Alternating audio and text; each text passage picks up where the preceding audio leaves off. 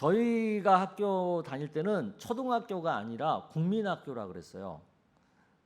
근데 제가 국민학교 한 2학년 때쯤으로 기억이 되는데 그날 아침에 비가 안 왔어요. 그래서 당연히 우산을 안 가지고 갔죠.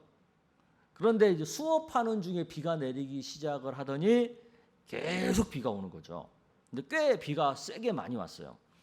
이제 수업이 끝나고 집에 갈 시간이 됐는데도 계속 비가 오는 거죠. 그러니까 이제 대부분 아이들은 부모님들이 이제 데리러 오신 거예요, 우산 갖고. 그런데 이제 몇몇 아이들은 부모님이 안 오신 거죠.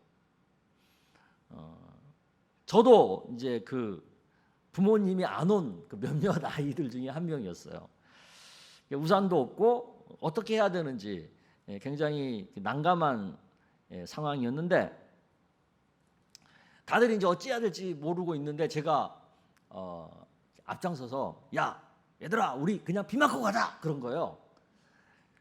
그러니까 애들이 또 뭐 다 또 그렇게 이제 따라줬죠. 그래서 또 이제 집이 가까우면 막 뛰어갈 텐데 집이 멀잖아요. 그러니까 뛰어갈 수도 없는 거죠. 그러니까 비를 그냥 아주 여유롭게 흠뻑 맞으면서 집에까지 간 거예요.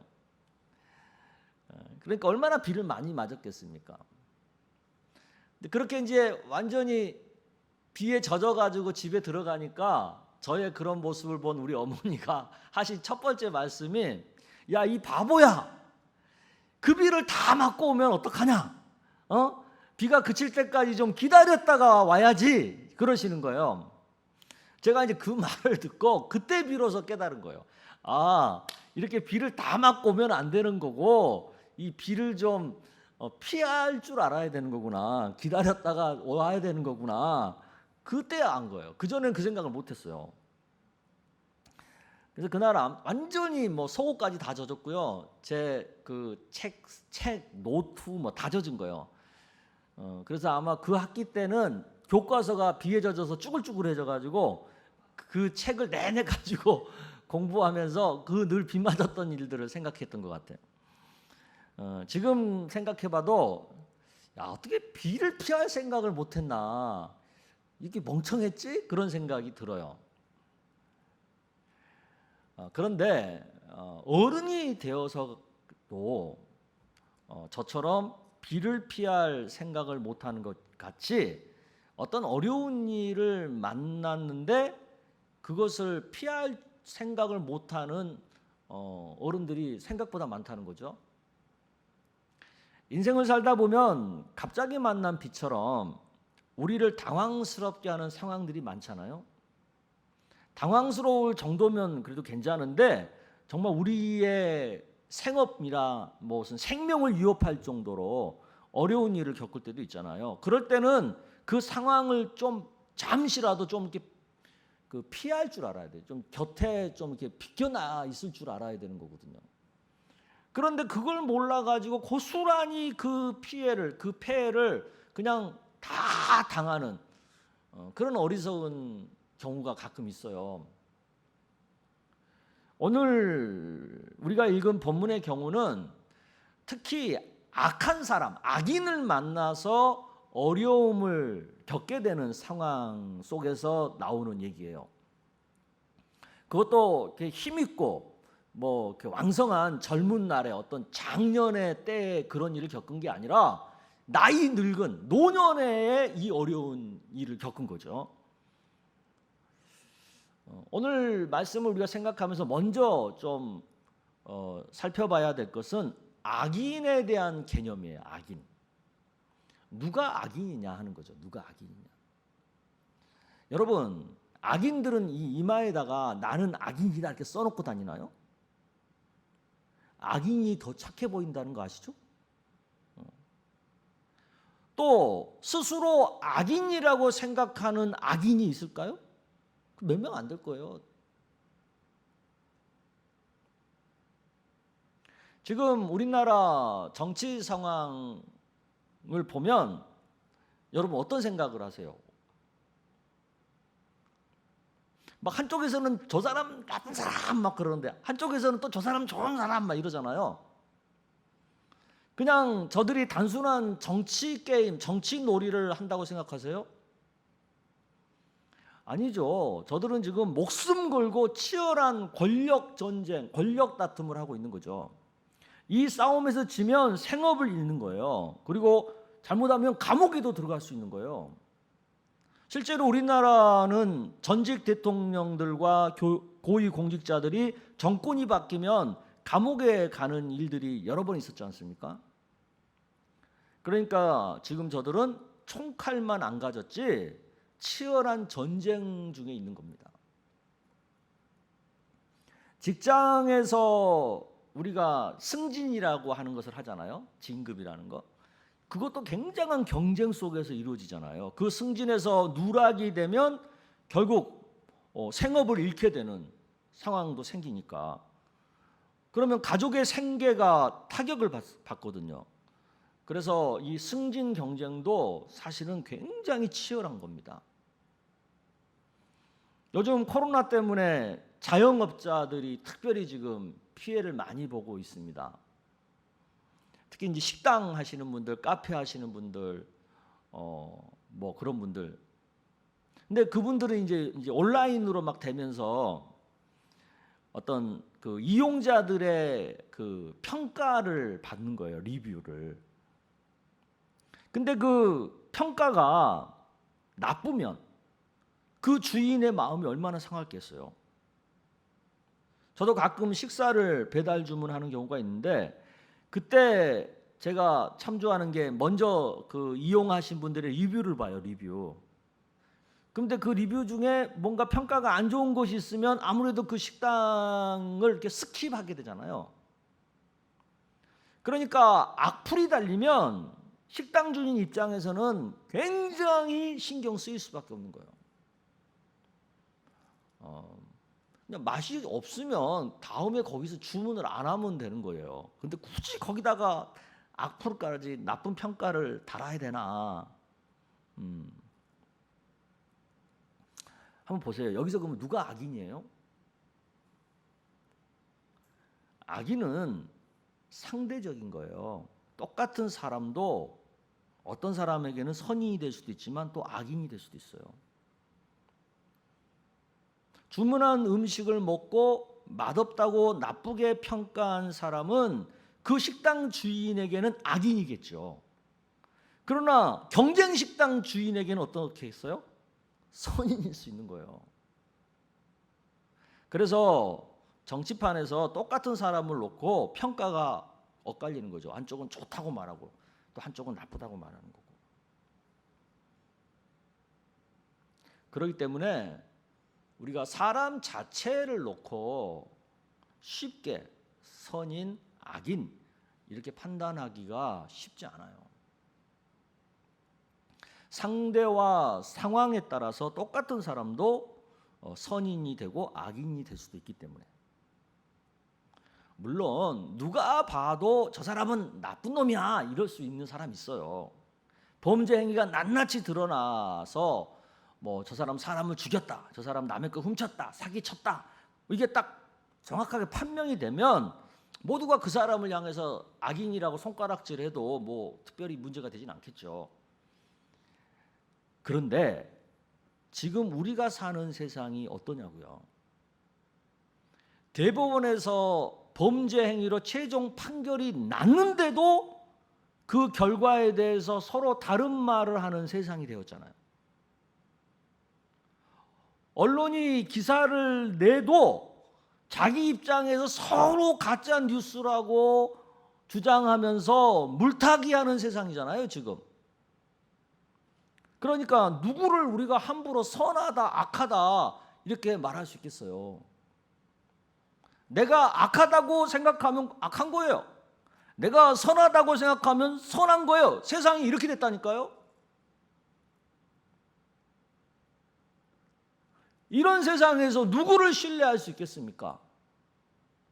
국회의원들, 정치인들 신뢰할 수 있어요? 언론 신뢰할 수 있어요? 정부 신뢰할 수 있어요? 누가 언론의 정직과 진실을 정확하게 판단할 수 있겠어요? 지금 상황에서.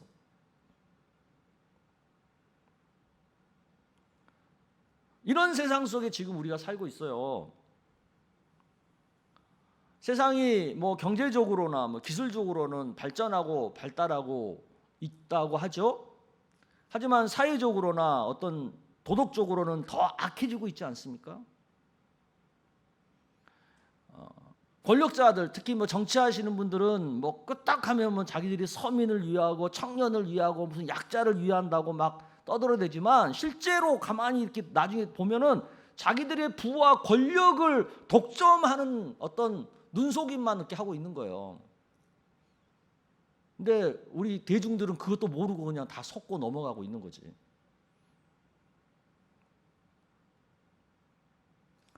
이런 세상에서 자신을 죽이려고, 자신을 해하려고 공격하는 악인을 내가 만났다고 생각해 보세요. 그러면 여러분 어떻게 하시겠어요? 고소 고발한다고 해결될까요? 언론에게 알리면 해결돼요?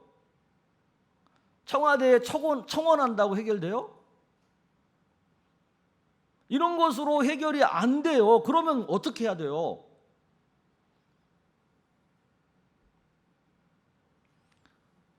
요즘 세상이 이렇게 악해지다 보니까 TV에도 이런 상황들을 소재로 한 드라마들이 가끔 나와요.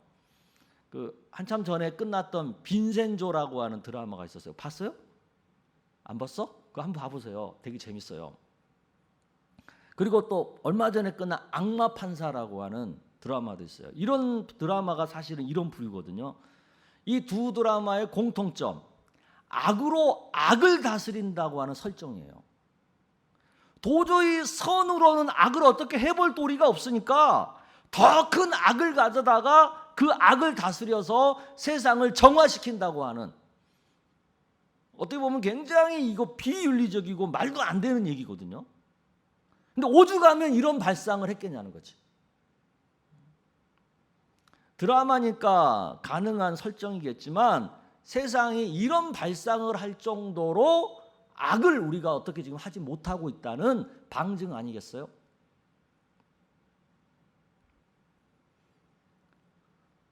그러면 우리는 예수 믿는 사람들이니까 이런 문제에 대해서 성경은 어떻게 말씀하시는가를 생각해 봐야 되지 않겠습니까? 오늘 본문은 바로 이런 것에 대한 성경의 입장을 보여주는 본문 중에 하나예요. 근데 성경이 우리에게 주고 있는 답이 뭐냐면 그 악 앞에서 죽게 피하라는 거예요. 악 앞에서 죽게 피하래.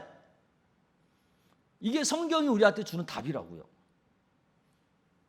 여러분, 이 답을 딱 들으면 어때요? 여러분 마음이 그래, 그래야 돼, 맞아, 그래야 돼, 그런 생각이 드세요? 아니면 뭐 이렇게 맥 빠지는 소리야? 이거 너무 나약한 얘기 아니야? 그런 생각은 안 드세요? 너무 소극적인 거 아니야?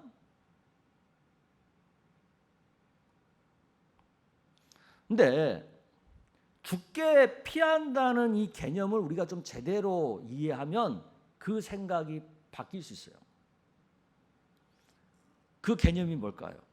오늘 그것을 한번 생각해 보자고요. 첫 번째는 이 죽게 피한다고 하는 개념은요, 영원히 수치를 당하지 않는 길을 선택하라는 거예요. 그게 1절에서 3절까지 얘기입니다. 여러분 한번 읽어볼게요. 시작. 여호와여, 내가 주께 피하오니 내가 영원히 수치를 당하게 하지 마소서. 주의 의로 나를 건지시며 나를 풀어주시며 주의 귀를 내게 기울이사 나를 구원하소서. 주는 내가 항상 피하여 숨을 바위가 되소서. 주께서 나를 구원하라 명령하셨으니 이는 주께서 나의 반석이시요 나의 요새이심이니이다. 네, 우리가 악인을 만나서 그들을 상대하다가 지위를 잃을 수도 있고 재산을 잃을 수도 있고 또 명예가 실추될 수도 있어요.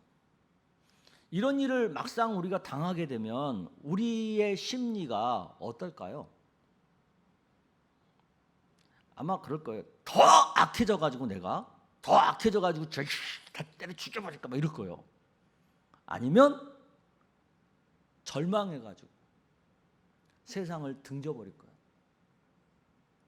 그래서 산속에 들어간 사람도 많잖아요. 아니면 자살하던가. 그런데 성경은 이런 선택은 마치 비를 피하지 않고 그대로 맞는 것과 같은 어리석은 선택이라는 거죠. 그럼 어떻게 해야 되냐는 거예요. 어떻게 해야? 성경은 영원히 수치당하지 않는 선택을 하라는 거예요. 즉 그런 일을 만나면 오히려 창조주 하나님으로부터 의롭다고 인정받는 길을 가라는 거예요. 악인과 똑같아지거나 세상을 등지는 선택을 하는 것이 아니라 더 예수님을 잘 믿어서 의로워져서 영원히 하나님 나라 백성이 되는 길을 선택하라는 거예요. 악인에게 당해가지고 이 세상에서도 쫄딱 망하고 그 실망감 때문에 그 절망감 때문에 하나님에게서도 멀어진다면 그 사람이야말로 모든 것을 다 잃어버리는 꼴이 되는 거잖아요. 이런 선택을 하지 말라는 거예요. 오히려 악인에게 당했으면 더욱 하나님을 잘 믿어서 악인이 심판받을 때 본인은 구원받는 자리에서 최후의 승리를 맛보라는 거죠. 악인이 심판받을 때 자신도 악인과 똑같이 벌받는 자리에 서게 되면 그것이 영원한 수치를 당하는 선택이라는 거예요. 그런 선택을 하지 말라는 거예요. 그게 죽게 피한다고 하는 개념의 첫 번째예요. 두 번째 개념은 뭐예요? 악인에 대한 심판은 죽게 맡기라는 뜻이에요. 그게 4절에서 6절, 13절에 나오는 얘기인데 여러분 한번 읽어볼게요. 시작. 나의 하나님이여 나를 악인의 손 곧 불의한 자와 흉악한 자의 장중에서 피하게 하소서. 주 여호와여 주는 나의 소망이시요 내가 어릴 때부터 신뢰한 이시라. 내가 모태에서부터 주를 의지하였으며 나의 어머니의 배에서부터 주께서 나를 택하셨사오니 나는 항상 주를 찬송하리이다. 내 영혼을 대적하는 자들이 수치와 멸망을 당하게 하시며 나를 모해하려 하는 자들에게는 욕과 수욕이 덮이게 하소서. 내가 악인을 상대해서 능히 이길 사람 같으면 아예 악인이요 나를 공격하지 못해요. 공격 안 해요. 대체로 우리를 공격하는 악인은요 우리들보다 더 강한 사람들이에요. 내 힘으로는 어찌 해볼 수 없는 권력자들이에요. 이런 사람을 상대로 힘 없는 내가 할 수 있는 게 뭐겠어요? 어설프게 덤볐다가 더 크게 당하는 거예요. 방법이 뭐겠어요? 하나밖에 없어요. 그것은 최후의 심판자이신 하나님께 그 판단과 심판을 맡기는 거예요. 사람들이 자주 하는 말 중에 역사가 심판한다 이 말 하거든요. 그게 되게 그 힘없는 자가 하는 넋두리처럼 우리가 생각하지만 사실은 성경에서 보면 하나님이 심판한다 그 뜻이에요. 성경이 분명히 밝히잖아요. 원수 갚는 것은 하나님이 하신다. 그게 로마서 12장 19절에 나오는 말씀이에요. 여러분 읽어볼게요. 크게 한번 읽어봐요. 시작. 내 사랑하는 자들아 너희가 친히 원수를 갚지 말고 하나님의 진노하심에 맡기라. 기록되었을 때 원수 갚는 것이 내게 있으니 내가 갚으리라고 주께서 말씀하시니라. 네. 자기가 직접 악을 심판하려고 하지 말라는 거예요. 그러면 네가 더 크게 당하든가 아니면 네가 더 악한 사람이 되니까. 그러지 말고 하나님께 그 심판을 맡기라는 거예요. 자기가 직접 심판하려고 하면 방법이 안 나온다는 거예요. 하나님이 알아서 심판할 테니까 하나님께 맡겨라. 그 얘기를 하는 거예요. 아멘. 세 번째 개념은 뭡니까? 하나님이 내 편이 될 수 있는 삶을 살라는 의미예요. 14절에서 16절까지 얘기가 그 얘기입니다. 여러분 읽어볼게요. 시작. 나는 항상 소망을 품고 주를 더욱 찬송하리이다. 내가 측량할 수 없는 주의 공의와 구원을 내 입으로 종일 전하리이다. 내가 주 여호와의 능하신 행적을 가지고 오겠사만 전하겠나이다.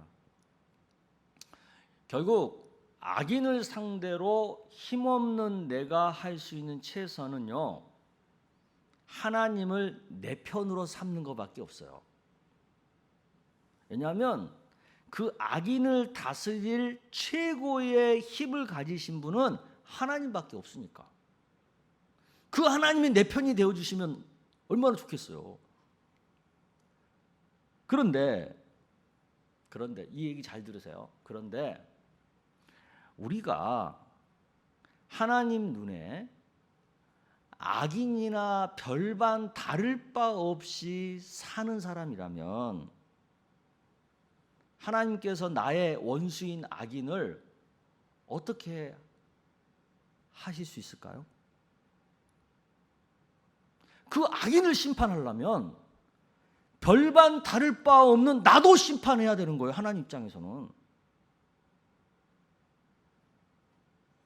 그래서 공평하신 하나님은 별 차이 없이 악하게 사는 우리 믿는 자들 때문에 세상 속의 악인을 심판할 수가 없는 거예요. 그냥 그대로 허용하고 계시는 거예요.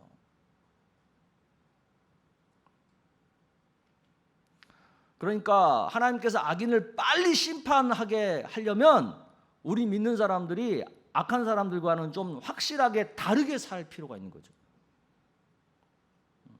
근데 우리는 어떻게 해요? 그런 생각은 안 하고 왜 하나님은 악인을 빨리 심판하지 않느냐고 불평만 하고 있어요. 하나님이 분명 내 편이 되어가지고 그 악인을 심판하기에 전혀 망설일 이유가 없도록 만들 생각은 안 하고 왜 하나님은 빨리 저 악인을 심판하지 않느냐 이 불평만 하고 있다니까 우리가. 악인을 빨리 심판받게 하려면 우리가요 그 악한 사람들과 차별나게 다르게 착하게 살아야 되는 거예요. 이에 대한 성경의 말씀이 분명히 있어요. 로마서 12장 20절 여러분 읽어보겠습니다. 시작. 내 원수가 줄이거든 먹이고 목마르거든 마시게 하라. 그리함으로 내가 숯불을 그 머리에 쌓아 놓으리라. 예, 그 악인의 머리 위에 심판의 숯불을 많이 쌓아놓는 방법이 뭐라는 거예요? 우리들이 착하게 사는 거예요. 오히려 그 원수들에게 더 잘해주는 거라는 거예요. 그러니까 악인이 빨리 심판받게 하려면 우리가 더 하나님 뜻대로 바르게 살면 되는 거예요. 아멘? 이것이 안 되니까, 우리 믿는 자들이 이해 안 되니까 하나님 입장에서는 연약한 우리 믿는 자들을 보호하려다 보니까 악인들을 심판 못하고 허용하고 있는 거예요. 그러니까 악인을 빨리 심판하지 않는다고 하나님 앞에 원망할 일이 아니라 별반 다르지 않게 사는 우리들이 빨리 정신 차리고 좀 더 나아질 생각을 해야 되는 거지.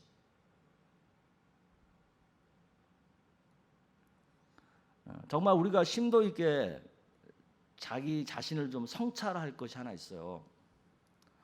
나는 누군가에게 악인의 역할을 하고 있지는 않은가? 이것을 좀 스스로 성찰할 필요 있어요.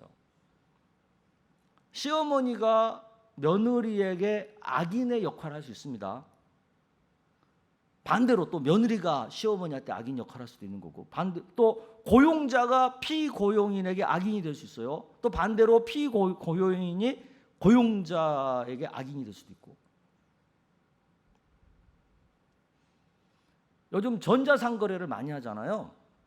근데 전자상거래 그 플랫폼에 가보면 꼭 뭐 사고 나면 리뷰를 달게 돼 있어요. 리뷰를 달면 뭐 혜택을 준다고 그래요. 그러니까 사람들이 그 혜택을 좀 받으려고, 별로 큰 혜택도 아닌데도 그거 받으려고 리뷰를 달아요. 그런데 그 리뷰가 정직하지 않으면 누군가에게 큰 피해를 줄 수 있다는 것을 알아야 돼요. 그저 작은 혜택에 눈이 어두워서 정직하지 못한 리뷰를 달거나 아니면 부정적인 악플을 리뷰를 달게 되면 그 피해가 우리가 생각하는 것보다 굉장히 큰 피해를 만들 수 있는 거예요.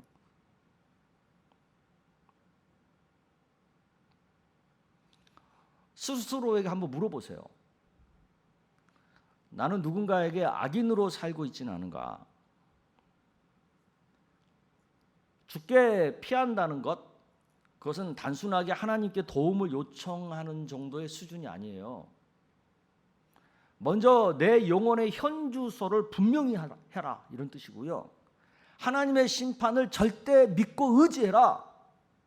그리고 너 스스로가 누군가에게 악인의 역할을 하고 있지는 않은지 살펴라, 그 얘기예요. 정말 보다 살기 좋은 세상, 악이 덜 판치는 세상을 만들고 싶다면 먼저 우리 믿는 자들이 악 앞에서 죽게 피하는 신앙생활을 할 줄 알아야 돼요. 그런데 실상 우리 성도들의 삶을 들여다보면 그러지 못한 것이 더 많죠. 지극히 주관적이고 이기적인 입장으로 악인을 심판해달라고 기도하는 사람들이 많잖아요. 자기 영혼의 현주소 신경 안 쓰고 하나님의 심판 믿지도 않고 자신이 저지르고 있는 악은 상관하지도 않으면서 오로지 자기를 괴롭히는 악인만 주관적으로 처벌해달라고 하나님 앞에 졸라대고 있지 않아요? 세상 사람들은 뭐 이것을 당연시할 수 있어요. 그러나 적어도 우리 믿는 사람들은 당연시하면 안 되죠. 좀 자신을 성찰하면서 혹시 내가 악인의 역할을 하고 있지 않은지를 깊이 좀 생각해 봐야죠. 오늘 이단 경계 총회 주일로 지키고 있는데 이 부분을 우리가 좀 생각해 봐야 될 이유가 있어요. 왜냐하면 왜 이단이 만들어져요? 왜 한국 교회가 세상 사람들에게 지탄을 받아요? 자꾸 뭐 다른 데서 원인을 찾으려고 하는데 사실은 우리 각자에서 원인이 있어요.